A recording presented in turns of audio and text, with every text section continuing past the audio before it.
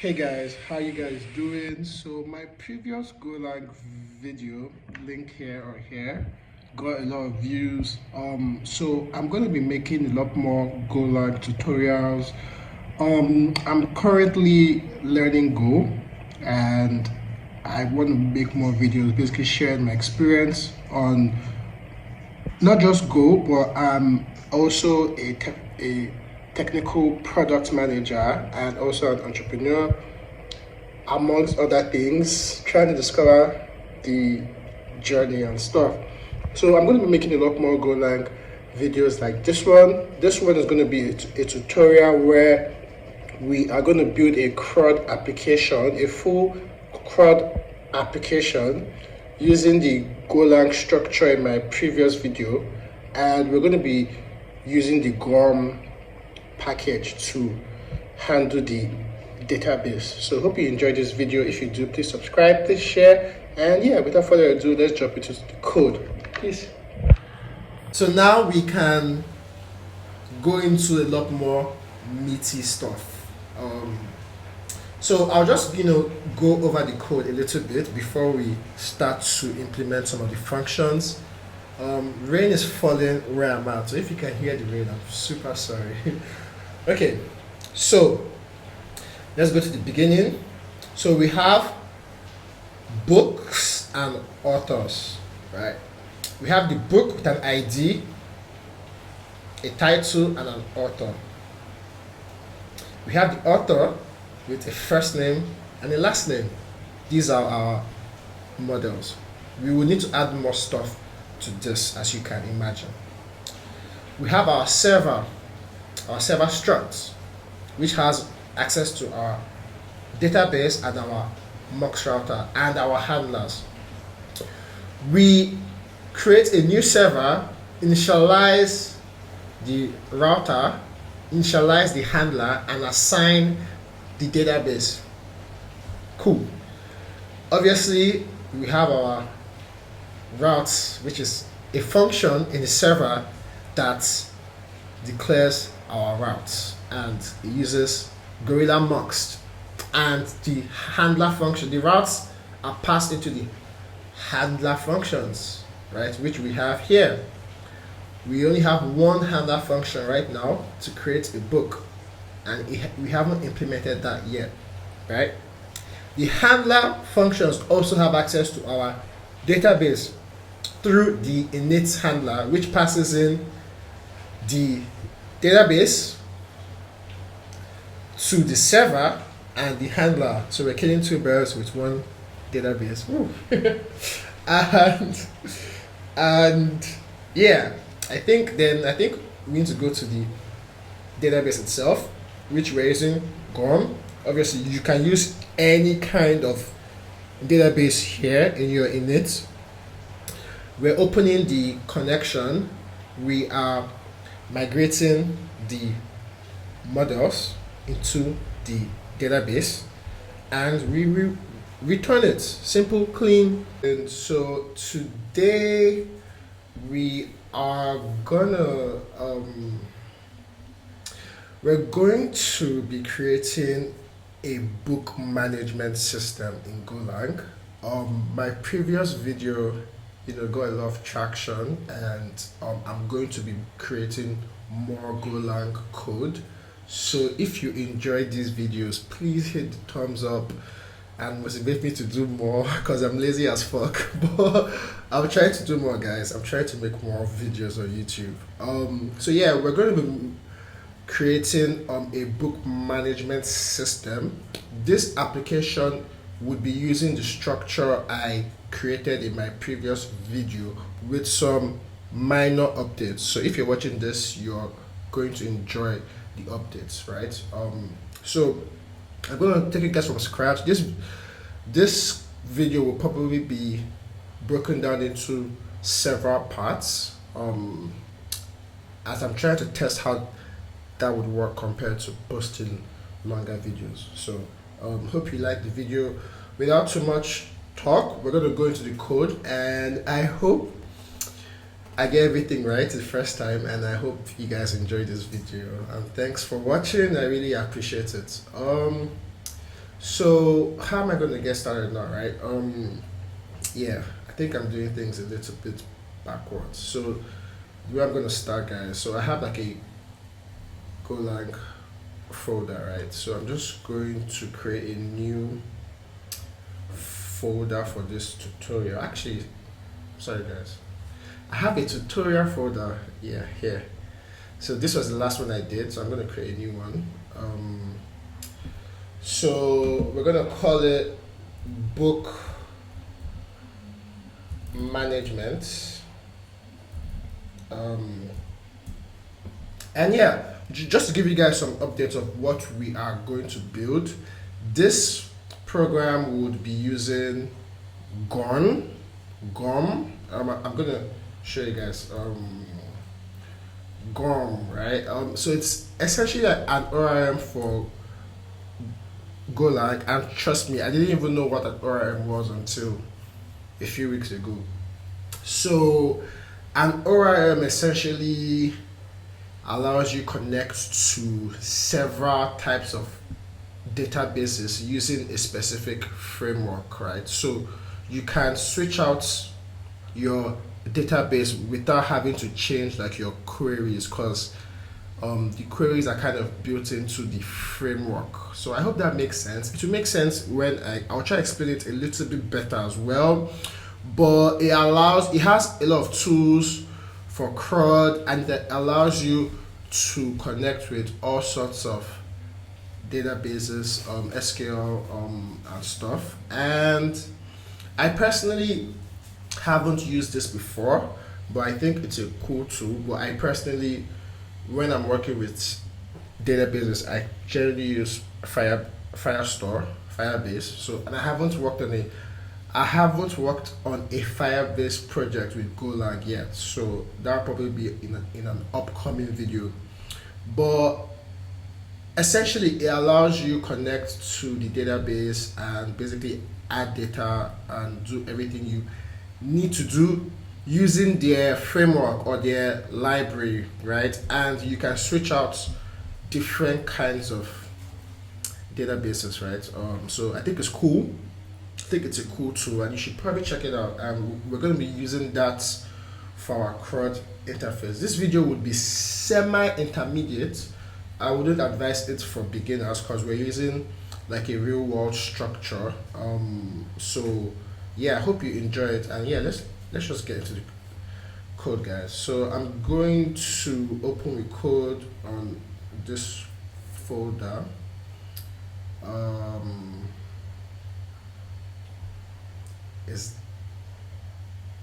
Okay, yeah.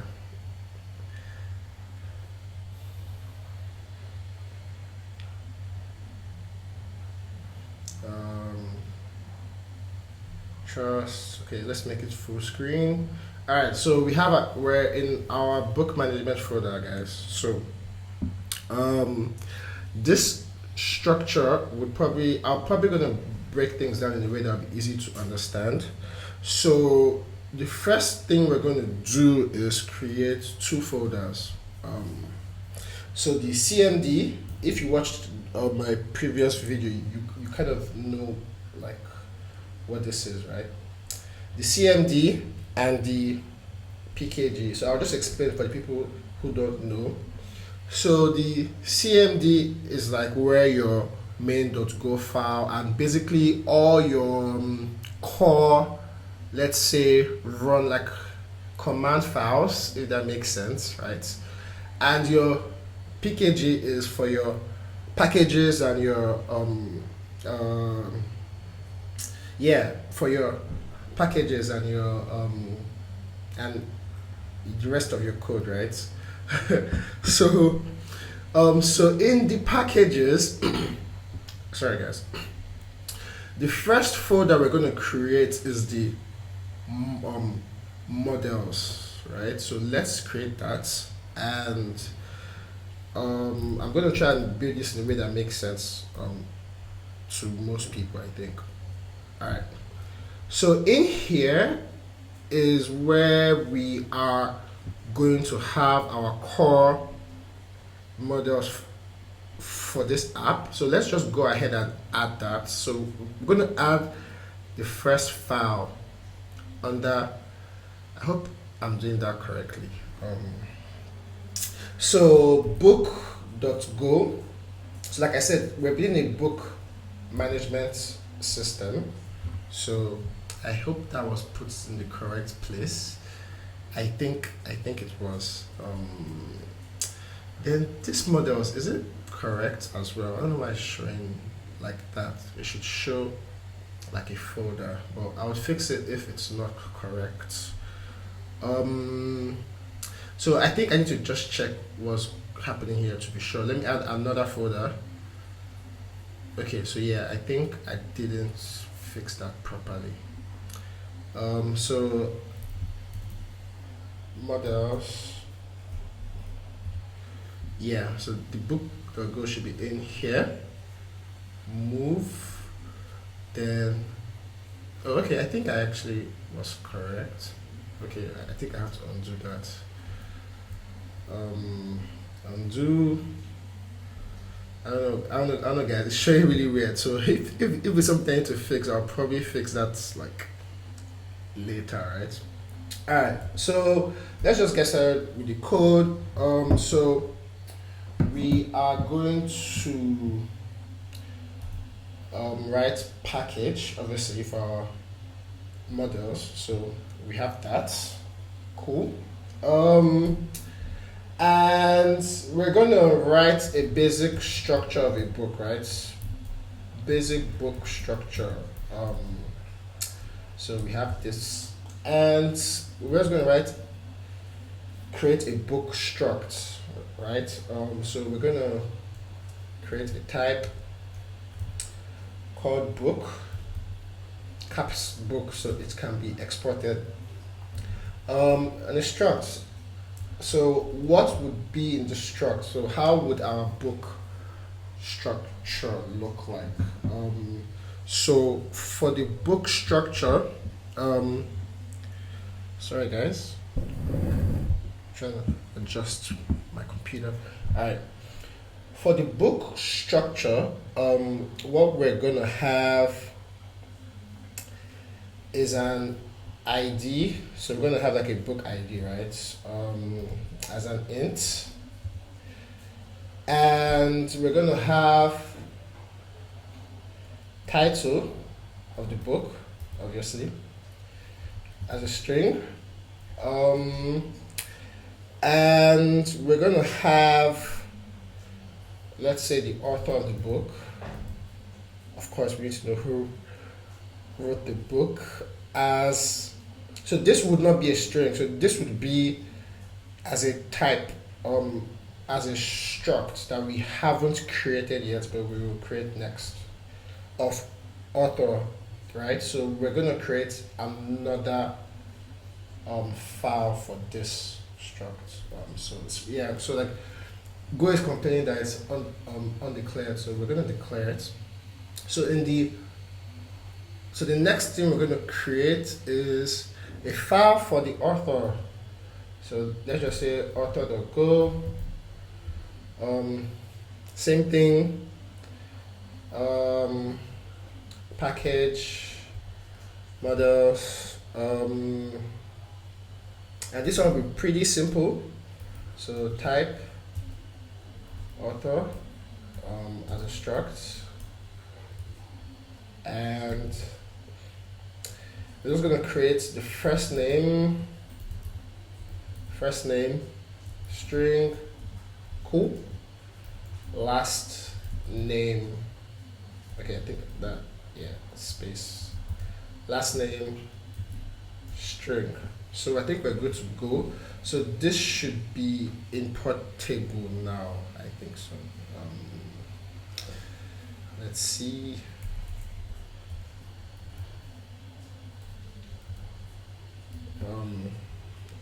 Sure. Let me see what's going on.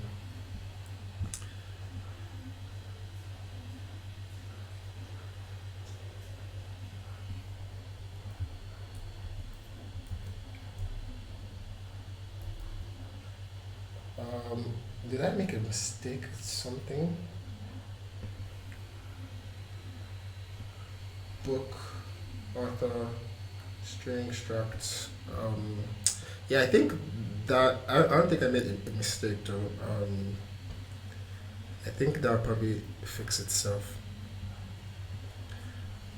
eventually.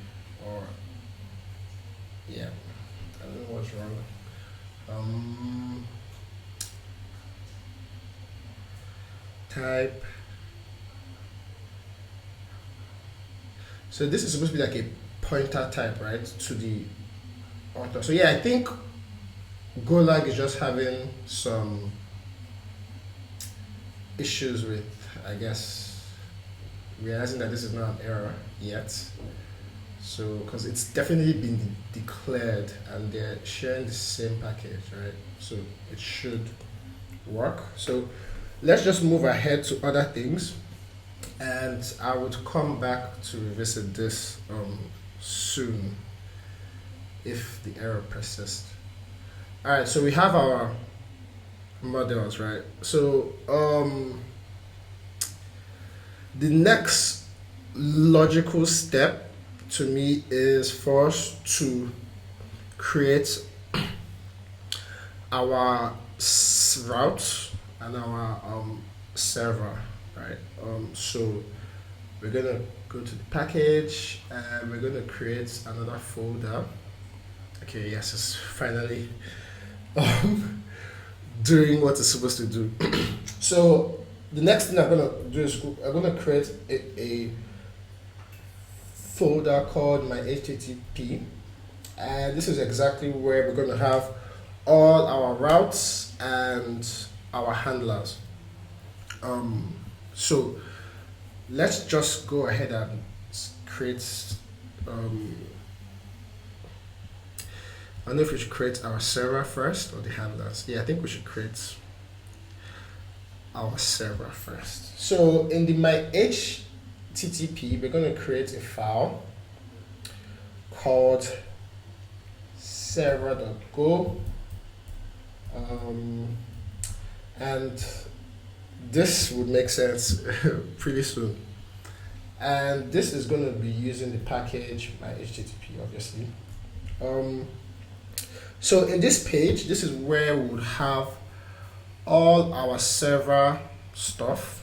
And yeah, so let's just get started with some code. So we're actually going to create a server type, type server, and this struct would hold most of our core information that we want to share across our handlers or whatever needs to access them. So this is a design pattern that kind of allows you to share information across a lot of stuff that share the same package, right? So and it's pretty cool. It's pretty useful as well.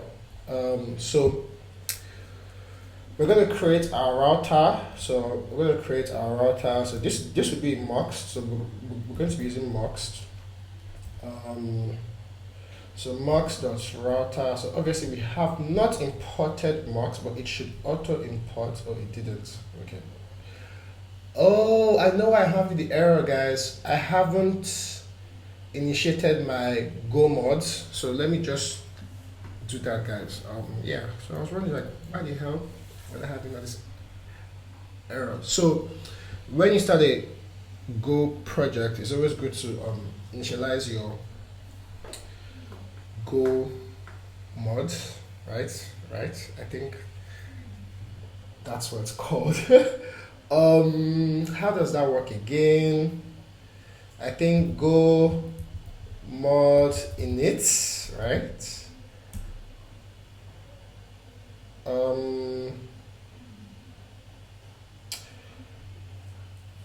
Let me see. What's this error? Go mod. Okay, yeah, I need to put like the name of the file, right? So go mod init, right? Wait, to initialize. What the hell? Sorry, guys. So I probably have to like check Go mod in it. I think I need to put like a link or like the name of the stuff, man. Like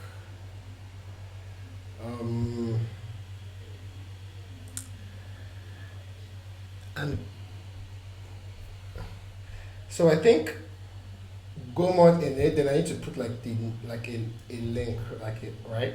So let's say github.com/book crud. Right. I think this should work, guys. Okay, yeah, it did. Okay, cool. So that works. So my auto error should disappear. Yeah, it did, guys. So you can see it's properly linked, and my mocks should auto import or not. Let's see. Router. If it's okay, I think I need to import it. So I'm gonna import um mocks gorilla mocks. Let's see, GitHub.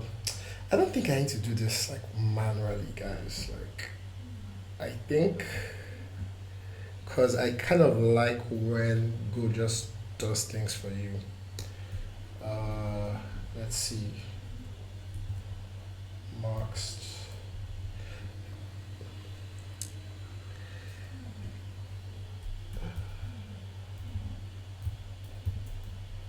Okay, it's definitely not going to do it for me. With Go mod at times it works, at times it doesn't work how you expect. So yeah. So let's just say I think it's github.com/gorilla slash mocks. So this should work. So mocks, yeah, cool. Mocks the router. This is giving me an error that I don't understand, but it will be fixed. So I think it's just the Gorilla Mux that's having some issues apparently. So yeah. So the next thing we're gonna do, so we have the router, which is a Mux router, right? Then we're gonna have the DB, which would be a file we haven't yet created, right? But we would create it soon. So it would be in the package called repository, which we haven't yet created, but we'll create that soon. Repository. I'll not spell English, guys. Alright. The DAO, this is a type we have not yet created, but we will create it, so you can stick with me for that. And handlers, which we haven't created those yet, but to be in a package called handlers. Handlers. Yes. Whew. Got that done. Okay. So I'm going to put some comments here. Router for handling the routes, obviously. DB for connecting to the database, and the handlers for obviously handling the route requests. So right, handling the routes, handling the routes. So routers are the handlers are essentially the controller functions that you send the request to, and it handles and it processes the request, whereas the routes are obviously the routes that we have accessible on the API or on the server. Sorry. Okay, so we have the server type. Um, so what should we do next? Because I don't want to confuse you guys because there's actually a lot of stuff to go over. But I want to make the video easy enough to follow along. And I think I think okay, let's create the routes and we would create just one route and maybe an initial handler just so we can basically remove all these errors, right? So in this server file, we are going to have a new server function, right? So func new server,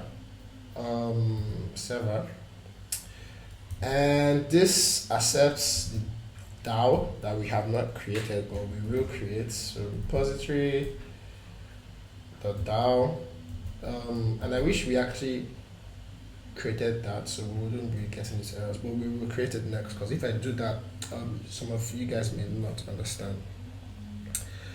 And yeah, so we're gonna,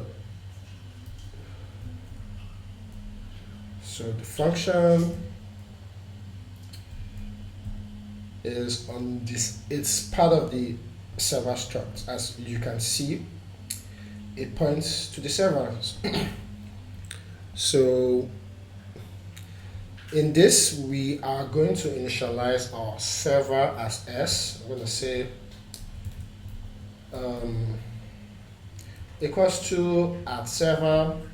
So we are initializing the server struct with this. So this @server initializes the struct. So this is part of a way you can initialize a struct in Go.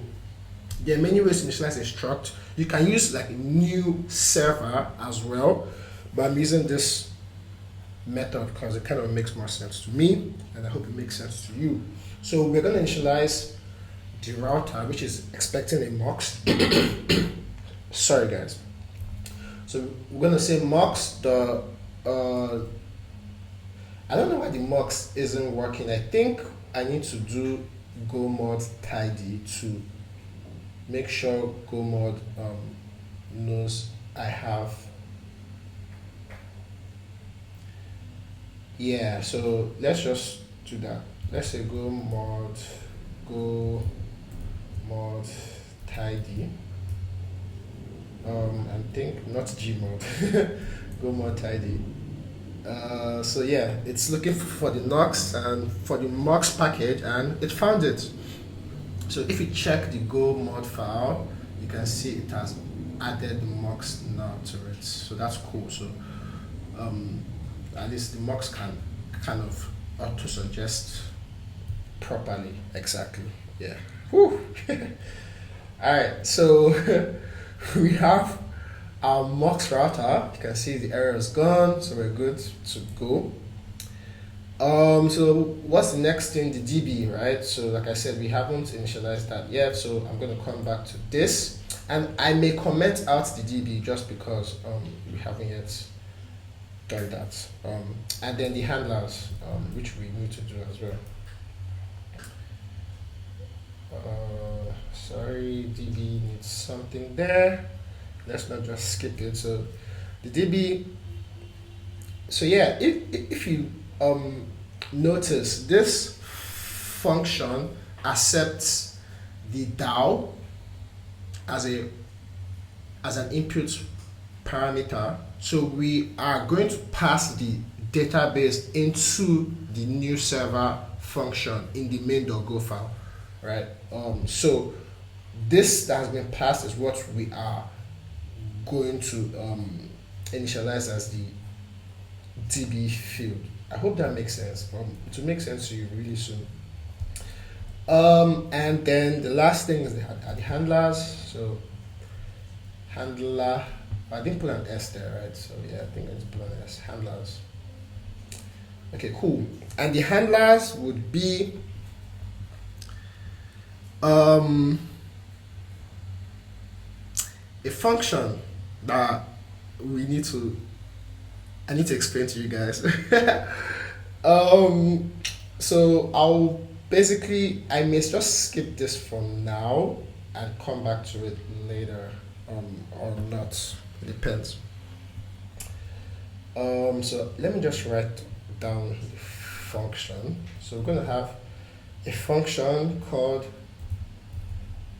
uh, handlers dot init. So we're gonna have an init functions for the handlers. Init handlers, and it also accepts the DAO. So the handlers also have access to the database as well. And then once we have created our server, which is what we're doing here, in this same function, we are going to initialize our routes. So we're going to say s dot routes. Now, this function has not yet been created, but it will be created. And as you can see, this function is attached to the server struct. So it will be, I don't know the word in Go, but it will be like a pointer function. I've forgotten the exact word, guys. I'll probably check that out and tell you guys. And the last thing we're going to do, because we are expecting to return the server from this, so we're going to just say return s. And yeah, we're cool with that. So as we know, like every server like has like a server. The way, okay, let me try to explain this to you guys. The way Golang servers work, it implements what's the word in Go? It implements an interface. So any struct can be a server in Go if it implements the serve HTTP function. As far as any struct has the serve HTTP function, it can serve as a server or like a handler. Like it can serve as like a handler server, if that makes sense, right? I hope it makes sense. I know it doesn't really make sense now, but it probably makes sense as we code. But any struct that implements the serve HTTP function can be used as a handler function, right? In either Muxt or the standard Golang server Muxt, any one of them. And I'll show you what I mean in a minute. So we need to implement the serve HTTP function because this is what calls, right? This is what calls when the URL is hit. That's what gets called. So that's what we're going to do. So function. So now this one would be obviously on the struct. So server, and essentially it's just serve HTTP, serve HTTP, and it expects a response writer and blah blah blah, right? And sorry guys, it expects a response writer and a request, right? So and an HTTP request. So we're just gonna do that. And what we are going to do is reroute the request to our Muxt router. So we would say s.router, right? Because that's our mux router that we have access to. Dot serve HTTP. So we have rerouted it to our mux, and we're going to pass the same request and same response. So now this gets sent to our mux, and obviously our mux then handles the request. I hope this makes sense, right? The reason why we're doing this is because it gives us access to this struct and all the data or whatever information we want to store in this struct. So this is like a manual way of creating a server. Obviously there are a lot more easier ways to create a server, which is why I said this video is not necessarily beginner friendly. So yeah, the next thing we're going to do is create our routes, which is a function on this struct. So we're just going to create a function, another function, obviously on the same struct. So we're using s server, and this will be called routes, right? Routes, like how it is up there. So that error should go away now. And yeah, it's gone. So this is where all our routes will be, and this is like from this part I think things will start to make a lot more sense to you guys. So what we're gonna do is that we are using mux to handle our routes. So obviously, and mux is in our router, so we're going to say s dot router, which is our mux. We have access to mux functions because it's still the same mux. So we're going to use the same handle func that we all know. So from here, I think things will become a lot more familiar to you guys. And we're going to say handle func, right? So this is really cool. So we're going to pass in the first URL, which is called book, and this will just be to, let's say, so we can't get any book now because we have no book. So let's just say, let's use this for create, right? Let's just use this first URL to create a book.